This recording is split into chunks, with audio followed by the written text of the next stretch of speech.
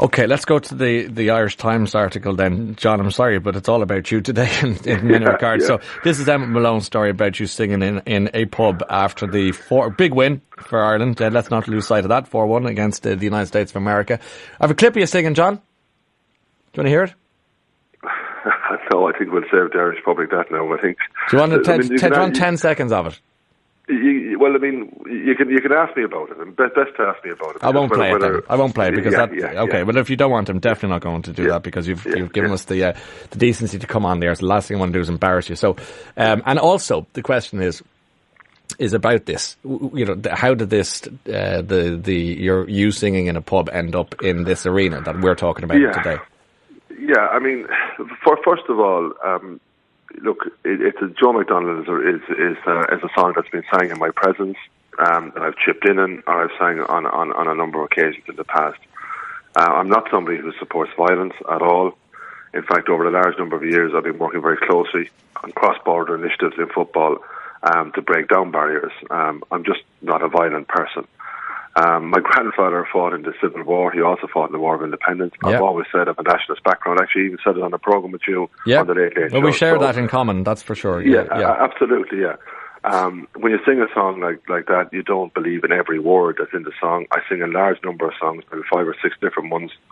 And I know it's normally done in a private way when there's a sing-song. It's a typical Irish thing we do. We sing songs amongst our group, and you expect it to be kept as a group. Unfortunately, on occasions, people use camera phones in a sly way, and they try and tape it, people who are not in your company, and then they try to make something bigger than it is.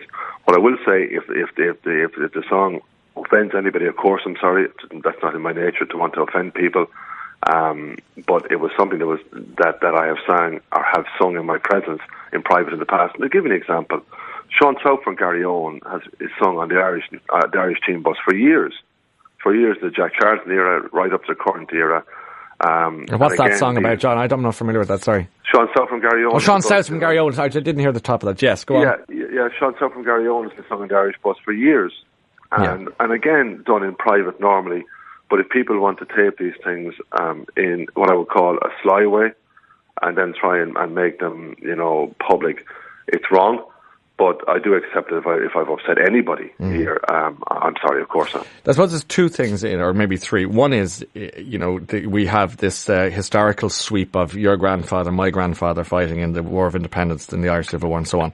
And there's considered to be a certain acceptability about that IRA, if you like, in a given time. Then the Joe McDonald song is about a 1977 attack on a furniture shop that features the names of people who were involved in murdering a Protestant workmen taken off a bus, lined up and murdered, and so on.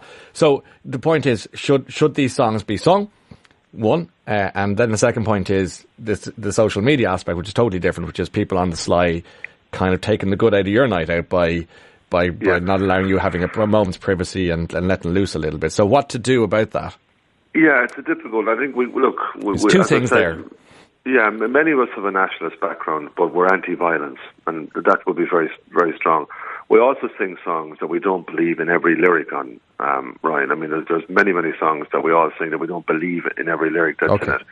And I mean, I don't believe in many lyrics that are in that song. It's not something that, as I said, any part of violence I would not support. And then there's the social media side where somebody who's not in your company, who can tape record what you say, or tape record what you do, and that's wrong because, it's not like. And again, I'll repeat. I'm sorry if it offended anybody in any way, but it's not like that this was done to sang for the public that you were going on, God forgive me, X Factor, or out in the Aviva to sing this song. That's not the way it was being done. It was somebody who was not in our company, I would believe, in the past, who taped this and who has tried to kind of make it bigger than it should actually be. Yeah, well, I think the life in the public eye is a changed universe for a lot of people, in the sense that you are, where there's a phone, you're on, and I think that's a lesson hard learnt, I think, in that regard.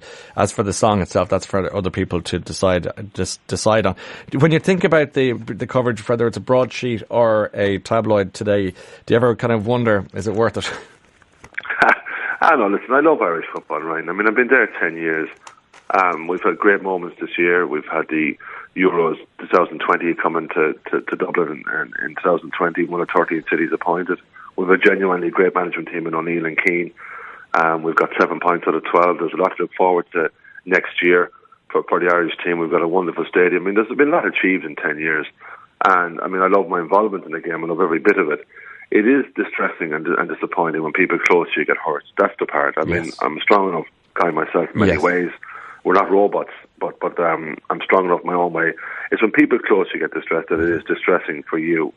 And, I mean, to see somebody I love very deeply, and I do love her very, very deeply, to see her upset and having to explain to her young children, you know, stuff that has been brought to their attention. It's difficult and something that you hate to see. We'll take some comments before we say goodbye. One is, I played soccer with John Delaney years ago, and to this day, I only know him to be a gentleman. Best wishes to him and Emma, and that's from Ned.